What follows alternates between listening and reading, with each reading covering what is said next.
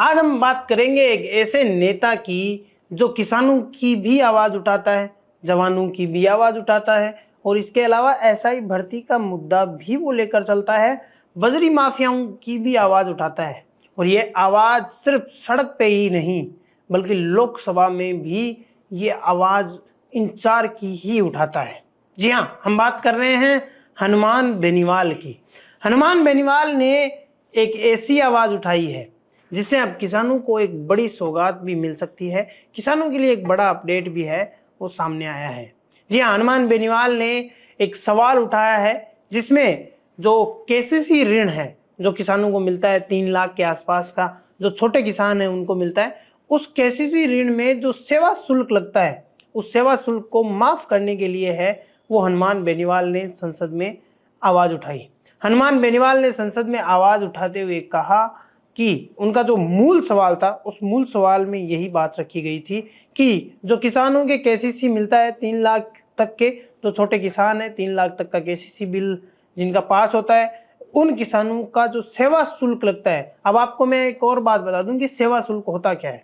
सेवा शुल्क ये होता है कि जो पहले बिचौलिए होते थे जो कि फॉर्म भरने के और इसके अलग अलग जो पैसे लेते थे कि इस चीज का इतना पैसा होगा, इस रजिस्ट्रेशन का इतना पैसा होगा, उन बिचौलियों को हटाकर सेवा शुल्क हटा दिया जाए।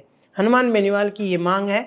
इससे किसानों को काफी राहत मिलेगी और इस राहत की वजह से जो किसान केसीसी लेने में थोड़ा हिचकिचाते थे कि यार हम केसीसी लेंगे 3 लाख की और 5-6 हजार रुपये 10 हजार रुपये है वो सेवा शुल्क में हमारे बर्बाद हो जाएंगे।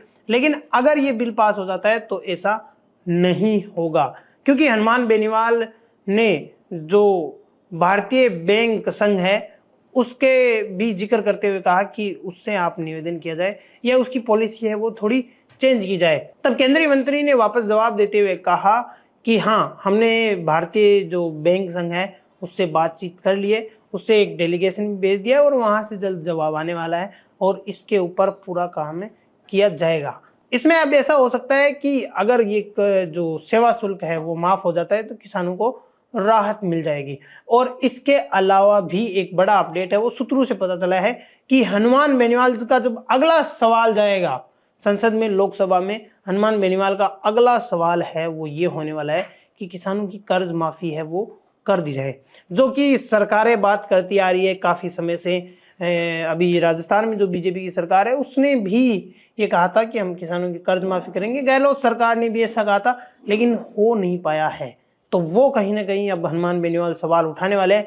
तो हनुमान बेनीवाल का अगला सवाल भी हमने आपको बता दिया, सूत्रों से पता चला है कि ये सवाल रहने वाला है। तो हनुमान बेनीवाल का अगला सवाल का भी आप इंतजार जरूर करिएगा। धन्यवाद दोस्तों।